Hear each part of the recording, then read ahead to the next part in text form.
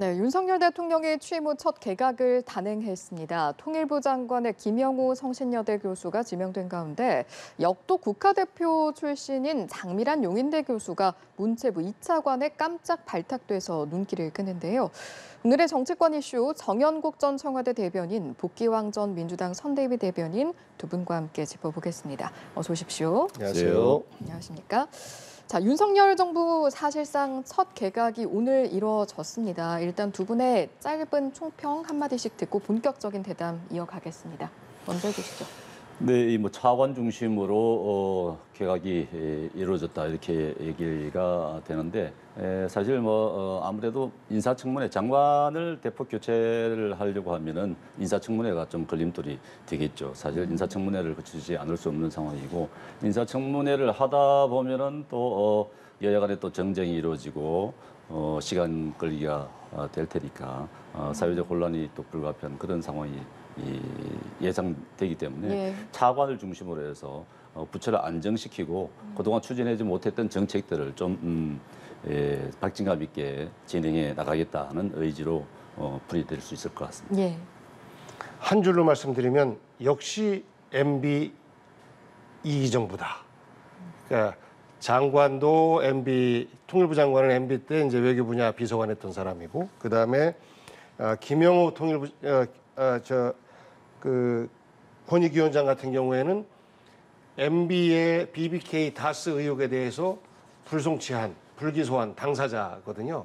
그렇기 때문에 MB와 굉장히 많은 인연이 있을 수밖에 없는 이런 분들이 다시 또 발탁됐다 하는 측면에서 MB 이익이다라는 측면이 하나 있고, 또 하나는 차관 인사와 관련해서 향후 개각 가능성에 준비를 하고 있다라는 것을 엿볼 수가 있는 대목입니다. 그러니까 향후 시간이 오래 걸리지 않겠습니까? 다른 장관들 교체하고 또 청문회를 하고 그러려면 이제 시간이 걸릴 텐데 그 동안에 탄탄하게 준비해 놓을 수 있는 차관들을 미리 교체하는 이런 순서로 보입니다. 두 분의 총평 들어봤고요. 이제부터는 본격적인 내용을 한번 여쭤볼 텐데 두 분이 동일하게 말씀을 해주신 것처럼 이번에 장관급 인사가 2명 그리고 차관은 총 13명. 이렇게 장관급은 어떻게 보면 소폭이고 그리고 차관 인사가 대폭 교체가 되는 그런 모습 볼 수가 있었습니다. 배경을 좀 사실 여쭤보려고 했는데 아까 말씀하신 걸 보면 청문회 때문에 이런 상황이 벌어진 가능성이 크다라고 좀 보시는 것 같았거든요. 네, 아무래도 청문회 좀 부담이 되는 부분이 있지 않겠습니까? 이 차관 이번에 인사가 이루어진 차관들 보니까 대부분 다 부처 출신들입니다. 업무를 명확하게 알고 있는 그런 분들이기 때문에 아마 부처로 돌아간다 그러면은 실세 차관이 아니냐 이런 얘기들을 하는데 사실 장관들도 실세들 아니겠습니까? 대통령이 국정 철학, 본인의 국정 철학과 같이 하는 사람을 장관으로 앉혔지 달리 하는 사람을 장관을 앉히겠습니까? 당연히 국정 철학을 추진할 수 있는 그런 인물로 장관을 앉혔고 이번에 이제 이 차관들은 대부분 다 그 부처 출신들의 업무 능력이 뛰어난 사람들이기 때문에 이분들이 이제 이 용산에서 근무하다가 다시 이제 부처로 돌아간다 그러면은 대통령의 국정 철학을 더욱 명확하게 알고 있는 상황이기 때문에 정책을 추진하는 데 있어서 굉장히 탄력을 받을 수 있을 것이다 이렇게 생각이 됩니다. 예. 차관 인사에서 좀 눈에 띄는 부분을 이야기를 해보자면 지금 차관 인사 13명 중에 5명이 대통령실 비서관에서 발탁이 됐다라는 부분입니다. 이 부분 어떻게 보셨는지요? 눈에 띄는 대목이 이제 국토부 1, 2차관을 모두가 다 대통령 비서관 출신들이 간다라고 하는 것은 원희룡 장관 출격 준비를 하겠다라는 것으로 읽히고 국토부가 그만큼 이제 국가 예산의 상당 부분이 가 있고 국민들의 관심이 제일 많은 분야예요. 그래서 선제적으로 이렇게 준비하는 내 사람들이 일하게 하겠다라는 준비가 좀 보이고 해수부 같은 경우에 비서관 출신이 직접 차관으로 가서 후쿠시마 오염수에 이제 후폭풍이 열릴 때 어떻게 직접 어민들과 국민들을 설득할 것인지에 대한 어떤 준비가 돼 있는 차관을 미리 내보내는 이런 것들이 좀 엿보입니다. 장관들 같은 경우에 아무래도 이제 정무직들이 많은데 이번 1기 윤석열 정부의 장관들은 상대적으로 정치인보다는 이제 교수 출신들이 많았단 말이에요. 그래서 향후에 장관 출신 중에서 총선에 차출될 수 있는 사람들이 누구냐라고 해보면 지금 남아 있는 사람이 이제 원희룡 국토부, 그다음에 또 그 기재부의 추경호 같은 경우에도 이번에 이제 2차관이 선임됐지 않습니까?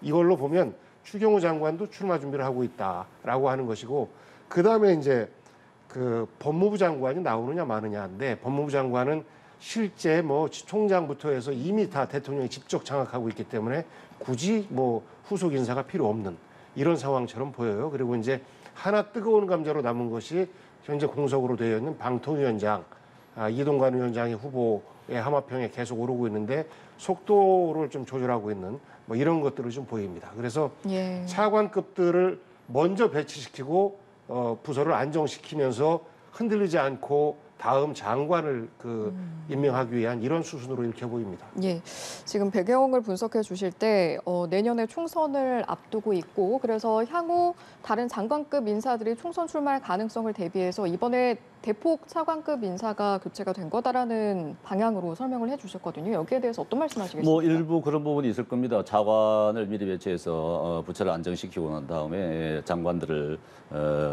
꼭 총선에 출마하려고 하는 장관들이 있지 않겠습니까? 그런 분들은 또 내보낼 수밖에 없는 그런 상황이 될 테니까 부처를 안정시킨 다음에 장관을 교체하는 그런 수순이 될 수도 있을 겁니다. 근데 시간적으로 그게 가능할지, 만약에 그렇게 된다 그러면은 이제 여름 이후가 될 텐데, 여름 휴가 뒤에 장관들을 대폭 교체를 한다. 이게 국정 운영에 상당히 부담이 될 수 있을 겁니다. 왜냐하면 총선을 앞두고 있기 때문에 그렇게 된다 그러면 또 인사청문회로 인해 가지고 각종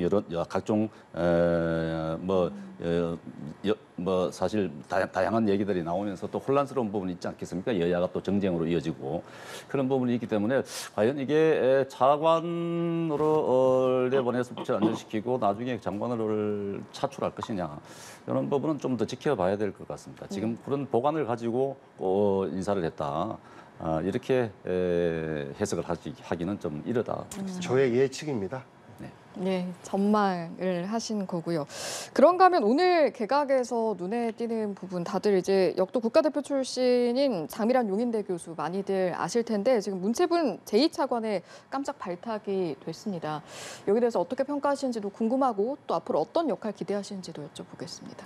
그러니까 1차관이 이제 문화 분야와 관광, 뭐 행정 예. 이런 거를 담당하고, 2차관이 체육 분야를 주로 담당하는데 예.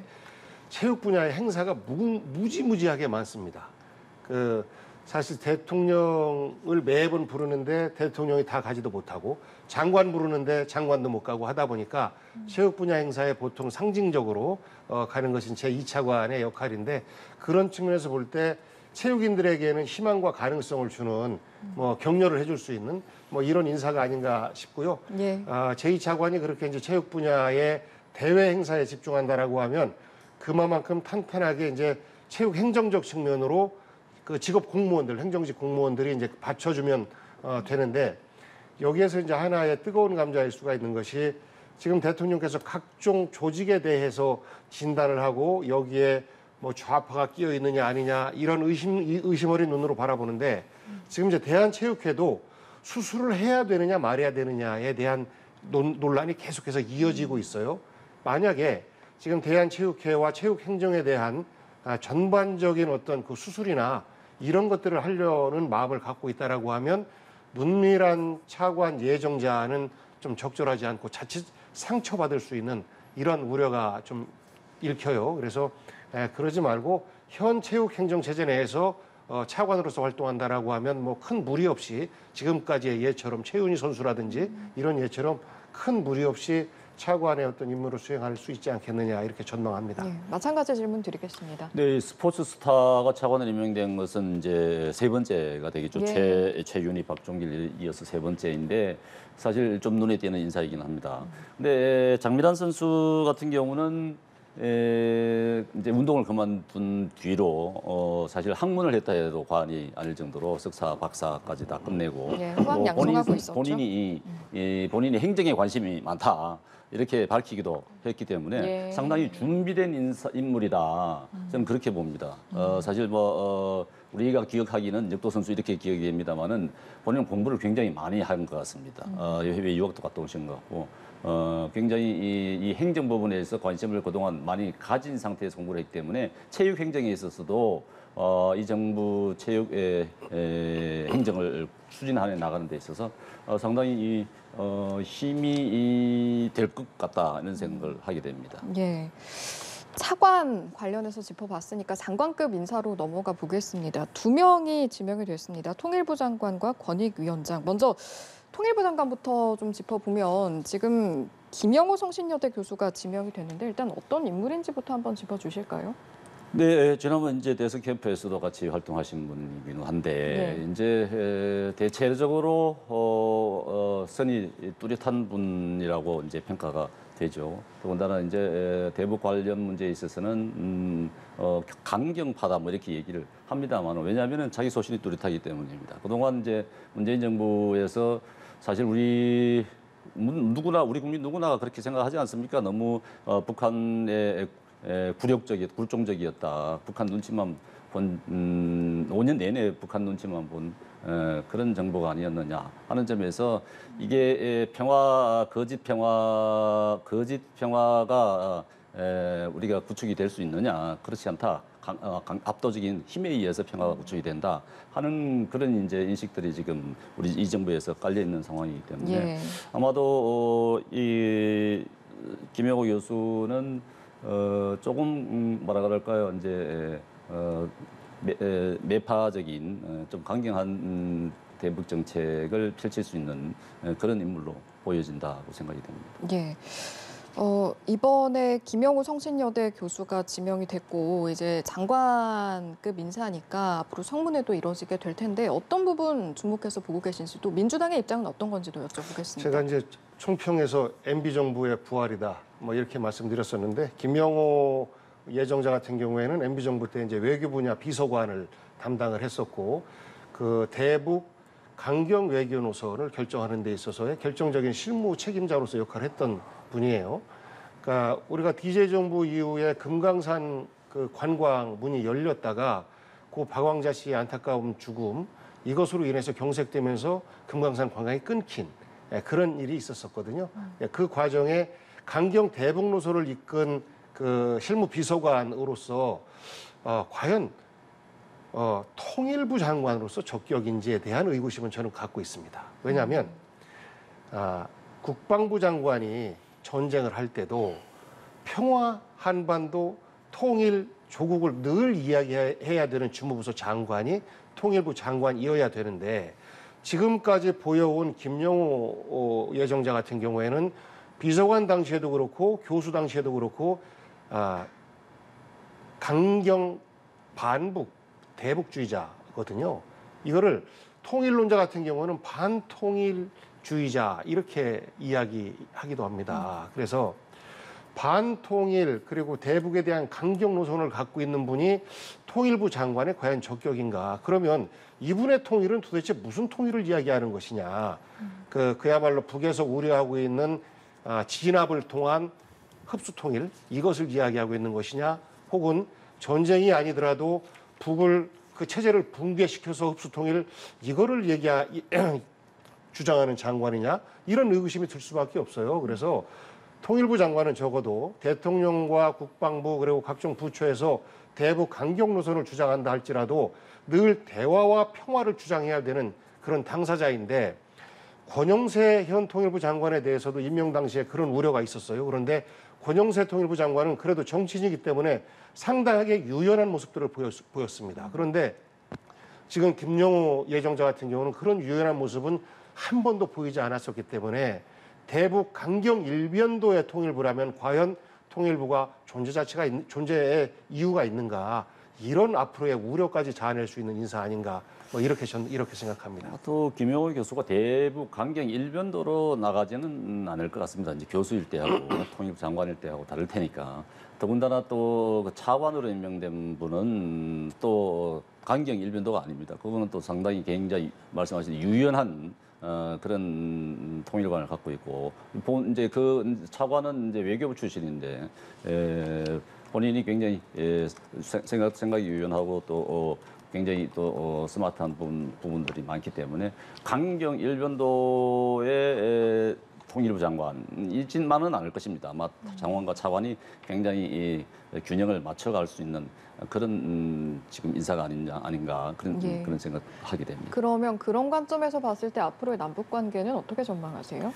남북 관계가 대화와 타협의 어려운 인사가 아니냐 이렇게 얘기를 합니다만은 통일부라는 것은 뭐 국방부도 아니고 북한과의 관계에 있어서 굉장히 이 안정된 자세를 취할 수밖에 없는 그런 입장 아니겠습니까? 뭐 강경 일변도를 하더라도 뭐 북한에 대해서 적대적으로 대한다든가 뭐 이러지는 않지 않을까 생각이 되고 아무래도 좀 대화가 과거처럼 지난 정부처럼 그렇게 많이 이루어지지는 않겠습니다만은 그래도 이제 통일을 지향하는 그런 우리 국가의 그런 철학이 있기 때문에 아마도 잘 유연하게 대처하지 않을까 싶습니다. 네. 그 대북 대화 채널이 이제 우리가 세 개인데 하나는 이제 국정원을 통한 채널이 하나가 있는 것이고 그리고 하나는 이제 군사 채널입니다. 국방부를 통한 군사 채널 그리고 민간 외교 채널이 통일부고 통일부 채널이 복원된다라고 하는 것은 남북 간의 경제 협력, 문화 교류 이런 것까지도 가능성을 둘 수 있는 것인데 다른 데에서는 사실 원칙에 따라서 북이 어쨌거나 언제든지 우리의 그 적군이 될 수 있는 이런 당사국 아니겠습니까? 그래서 좀 더 원리 원칙에 맞게 활동한다면 통일부는 유연하게 대화에 문을 열어놓고 있어야 돼요. 그 북한에서 지금 닫고 있는데 닫고 있다 할지라도 다양한 채널을 통해서 북한의 대화 창구를 열기 위한 노력들을 해야 되는 것인데 이런 강경론자가 통일부 장관이 되어서 이런 대화 창구보다는 오히려 북한이 왜 우리에게 위협적인 존재인지만 더 부각시키고 그로 인해서 대화는 점점 더 가능성이 멀어지고 하는 기조로 통일부의 그 행정 방향이 정해지지 않을까라는 걱정이 돼요. 조금 전에 권영세 장관보다도 오히려 후퇴한 통일부를 보게 될까 봐서 많이 걱정이 되는데 저는 우리 정 대변인 말씀하신 것처럼 그런 우려가 기우가 되기를 간절히 바라고 김영호 예정자가 장관이 된다라고 한다면 저는 지금까지의 그 강경 노선이 본인의 개인 생각이고 온 국민이 바라는 바는 북한에 대해서 원칙을 지켜가면서 동시에 대화와 타협을 할 수 있는 평화의 길을 모색할 수 있는 그런 주무장관으로서의 자기 변화를 하기를 기대해 봅니다. 근데 이제 김영호 예정자 같은 경우는 이제 인권 문제, 북한 인권 문제에 굉장히 관심을 많이 가진 그런 분으로 알려져 있습니다. 이 북한 인권 문제는 사실 우리가 결코 도외시에서는 안 될 부분이지 않겠습니까? 더군다나 이 정부에서는 북한 인권 문제를 굉장히 중요시하는 그런 상황인데 지난 정부에서는 굉장히 북한 인권 문제에 대해서 사실은 외면했던 것이 사실입니다. 그렇기 때문에 아마 김영호 장관이 된다 그러면은 북한 인권 문제 이것이 이제 국제사회와 연관이 공조를 받아야 되는 그런 문제이기 때문에 예. 북한 인권 문제가 우리가 좀 부각을 해서 국제사회에서 더 많은 관심을 갖고 북한 주민들이 정말 인간다운 삶을 살 수 있도록 하는 그런 부분에 대해서 초점을 맞춰야 될 것이고 또 그렇게 될 거라고 기대가 됩니다. 예, 김영호 그러니까 지금 말씀은 예. 결국은 대북 강경으로 가야 된다. 그래서 그 북한을 외교적으로 고립시키는데 앞장서야 된다. 통일부 장관이 이런 말씀으로 들립니다. 그런데 제가 볼 때 그런 말씀이 내용적으로는 인권이라는 우리 표현을 하고 있지만 실제 북한에서는 북한의 실상에 대해서 전 세계적으로 알려지는 것을 극도로 꺼려하고 있고 그런 측면에서 볼 때 통일부 장관은 아까 대화를 위한 창구여야 되고 주무장관이어야 된다라고 말씀드렸잖아요. 그런 측면에서 보면 가급적 북한과 함께 그들이 땡깡을 부리고 억지를 부리고 하더라도 그들과 대화를 하기 위한 노력을 기울이는 모습을 기대한다라는 말씀으로 다시 말씀드립니다. 남북 관계에 있어서는 대화를 하고 타협을 하고 하는 부분에 필요하지만은 이 인권 문제, 북한 주민들의 인권 문제에 관해서는 이 타협의 여지가 사실 없는 부분입니다. 우리가 알다시피 북한 주민들의 처참한 삶이라는 것은 우리가 이미 다 알고 있는 부분 아니겠습니까? 그렇기 때문에 이런 부분에 있어서는 국제사회와 공조를 통해서 바꿔 나가야 되는 것이 피할 수 없는 사실이 아니겠습니까? 예. 그러니까 하나 예를 들면 중국의 인권 문제가 굉장히 중요하게 부각이 되었었잖아요. 전 세계적으로도. 그리고 지금도 끊임없이 중국의 인권 문제가 부각이 되고 있고 미국에서 틈틈이 중국의 인권 문제를 거론을 해요. 그러면 중국에서 굉장히 예민하게 반응을 하고 양국의 외교 관계가 굉장히 위험한 단계까지 치닫습니다. 그렇기 때문에 미국에서도 중국의 인권 문제에 대한 거론을 잘 안 하고 주변 국가도 중국 인권 문제만큼 피한단 말이죠. 그런 것처럼 남북 문제도 마찬가지예요. 굉장히 그쪽에서 예민해하고 있고 굉장히 아파하는 부분이기 때문에 대화의 당사자, 남북의 평화가 이루어져서 가장 혜택을 보는 민족이 누구고 나라가 어디겠습니까? 우리 아니겠습니까? 그래서 그러한 공격하는 행위, 외교적으로 공격하는 행위를 우리가 앞장설 필요가 있겠느냐라는 측면에서 그 중국의 인권 문제를 하나의 예로 말씀드렸습니다. 알겠습니다. 다시 이야기를 돌아와서 진행을 좀 시켜보도록 하겠습니다. 장관급 인사 2명 중에 1명은 통일부 장관이었고 또 나머지 1명은 권익위원장에 대한 부분이었습니다. 여기에 있어서는 김홍일 전 부산고검장이 지명이 됐기 때문에 검사 출신이라는 부분이 지금 눈에 띕니다. 네. 어떻게 평가하시겠습니까? 저는 김홍일, 그래서 혹시 김대중 대통령 아드님 뭐 이렇게 이제 갑자기 생각이 들어서 깜짝 놀랐었는데 그 김홍일이 아니고 이명박 당시 대통령 후보의 그 BBK 의혹과 그리고 다스 의혹에 대해서 무혐의 처분을 내린 당시의 검사였어요. 그리고 나서 그 이명박 대통령이 감옥에 간 이유가 뭡니까? 다스 이명박 대통령이 주인이다라는 거잖아요. 지금 그 아들이나 이런 분들 주인 행사하고 있지 않습니까? BBK도 마찬가지로 대국민 사기를 경제 사기인데 이 부분도 가짜다라고 하는데 실제 이 부분도 이명박 대통령이 거기에 개입했다라는 것이 끝나고 나서 다 밝혀졌어요. 그런데 그거를 무혐의 처리한 검사를 인권위원장으로 이건 납득되기가 좀 어렵습니다. 더더군다나 그 당시 이분이 그 윤석열 대통령과 친분이 매우 강하고 그리고 대선 캠프에서 그 함께 뭐 정치 공작 분쇄 무슨 위원장 이런 것들을 맡아가지고 이재명 후보를 공격하는 그러면서 동시에 윤석열 대통령에게 씌워졌던 예를 들어서 대장동의 초기 자금이 어디서 나왔느냐 부산저축은행 대출 비리로부터 나왔는데 그때 당시에 수사를 했던 당사자가 윤석열 그 당시 검사와 그 김홍일 검사였던 것이죠. 그런 측면에서 볼 때 과연 권익위가 정파의 관계를 뛰어넘어서 국민의 눈높이에서 여야 공정하게 권익위다운 권익위 활동을 할 수 있을지에 대한 우려가 좀 되는 겁니다.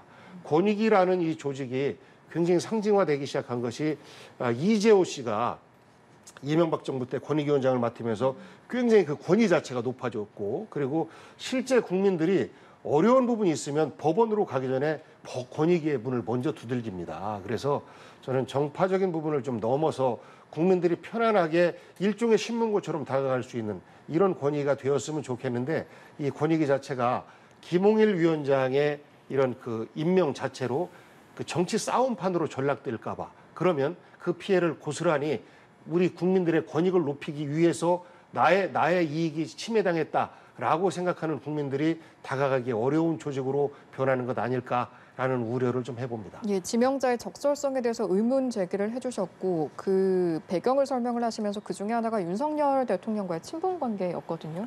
뭐 친분 관계가 있다고 해서 그 위원장으로서 역할을 다 하는 데 있어서 뭐 걸림돌이 될 것이냐 그렇게 예단을 할 수는 없는 것이고요. 지금 권익위가 사실 전현희 위원장이 계속 자리를 지키고 있는 바람에 권익위의 역할을 다 못했다고 해도 과언이 아닙니다. 그렇기 때문에 이제 말하자면 전현희 위원장이 정부가 바뀌고서도 그 자리를 유지했던 것 아니겠습니까? 그럼 말하자면은 알박기 인사를 했다고 해서 전현희 위원장이 이제 버티고 있었던 그런 상황이고 정부와의 갈등이 많았던 것은 국민들이 다 아는 부분 아니겠습니까? 그러므로 해서 권익위가 국민들의 권위를 갖다가 권익을 찾을 수 없는 제대로 역할을 못한 그런 부분들이 많았다 이렇게 이제 비판을 받았기 때문에 이번 인사로 해서 이제 권익위가 새로운 위치를 본연의 위치를 찾아서 잘 해 나갈 것이라고 생각이 됩니다. 좀 말씀을 정확히 했으면 좋겠습니다. 전현희 권익위원장은 이 일을 잘 해오다가 정권이 바뀌고 나서 강제로 쫓아내기 위한 시도를 했지 않습니까? 그때부터 권현희 권익위원장을 공격하고 감사원에서 지각을 밥 먹듯이 한다, 뭐 한다, 그런 제보가 들어왔다라고 해서 감사를 하고 결국 전현희 찍어내기를 했음에도 불구하고 전현희 위원장은 임기를 끝까지 지켰고 그 내에서 권익의 활동을 하고자 노력했어요. 여기에서 저는 피해를 본 사람들은 국민들이라고 생각합니다. 권익위의 행정력을 상당 부분 감사원 감사에 대응하느라 소진하고 그리고 그 권익위 수장이 흔들리고 있는 그 상황 속에서 과연 국민의 권익을 살피기 위한 활동을 제대로 할 수 있었을까라는 측면에서 볼 때 전현희 위원장이 권익위 위원장으로 있을 때 그 권익위를 흔든 그 장본인은 저는 윤석열 대통령이다라고 보는 것이 맞다라고 봐요. 그리고 실제 그것이 감사 결과에 있어서 불문 내용으로 정리가 된 것 아니겠습니까? 이 불문 내용에 대해서 감사원 사무총장이 계속해서 시비를 걸고 있어요. 이 또한 정치적이고 전현희 위원장의 흐름을 계속해서 잡기 위한 붙잡고 늘어지기 위한 노력으로 보이는데 전현희 위원장이 권익위 위원장으로 있을 때 행정력이 지나치게 전현희 찍어내기를 막기 위한 이런 부분에 일정 정도 가 있었다라고 하면 그 피해는 오로지 국민의 것이고 그 이유는 윤석열 대통령이 권현희 위원장의 임기를 보장하지 않았기 때문이다라고 정리를 하는 것이 맞고요. 지금 김홍일 신임 예정자가 공격을 받지 않기 위해서는 앞으로 여야 이런 부분에 쏠리지 말고 저는 공정하게 그야말로 국민들 편에 서서 국민들의 권익 신장을 위해서 노력한다면 지금 말씀드렸던 이런 우는 이런 기운은 좀 사라지지 않을까 이렇게 기대해 봅니다. 뭐 전현희 위원장에 대한 업무 태만이라든가 그런 부분에 대해서는 또 감사원의 감사도 뭐 아직 결과가 다 나온 부분도 아니고 하기 때문에 더 지켜볼 문제이겠습니다만은 전현희 위원장 사실 이 지난 정부에서 임명이 돼서 이 정부와 정책 철학을 같이 하지 않는 정치 철학 같이 하지 않는 분이 아니겠습니까? 그런 분이 사실 권익위 위원장이라는 굉장히 중요한 자리인데 그렇게 그런 정책을 이 정부와 맞지 않는 정책을 계속 실현을 한다 그런 부분은 사실 좀 불합리한 부분이었죠. 본인이 스스로가 판단해서 했으면 좋았을 걸 했던 것인데 물론 뭐 임기를 보장된 임기를 채우는 건 좋습니다만은 그 업무 면에 있어서 그런 갈등을 유발시키는 부분에 대해서는 좀 더 돌이켜봐야 될 부분이 있지 않나 싶습니다. 네, 이렇게 장관급 지명자 덧붙이겠습니까? 아니 권익위는요. 정치 재판을 하는 데가 아니에요. 국민들의 일상적인 어려운 부분 그리고 인권이 침해받는다.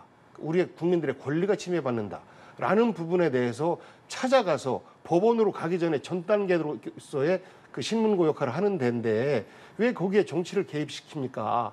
정치를 개입시킨 것은 임기가 보장된 기관장을 미리 파내려고 하는 그러한 이 정권의 시도 때문에 벌어진 일이다라고 하는 것은 정확한 팩트예요. 그래서 여기에 대한 반박 내용까지 듣고 주제 바꾸겠습니다. 임기가 보장된 당연히 그래야죠. 그런데 지난 정부도 그렇게 하지 않았고 또 민주당에서도 전현희 위원장 보고 사실 자리를 지켜라고 하는 거의 지령을 내리다시피 해서 자리를 지킨 부분이 있어서 갈등이 생겼던 부분은 사실입니다. 예. 지난 정부 임기가 보장됐는데 누구를 먼저 잘랐습니까?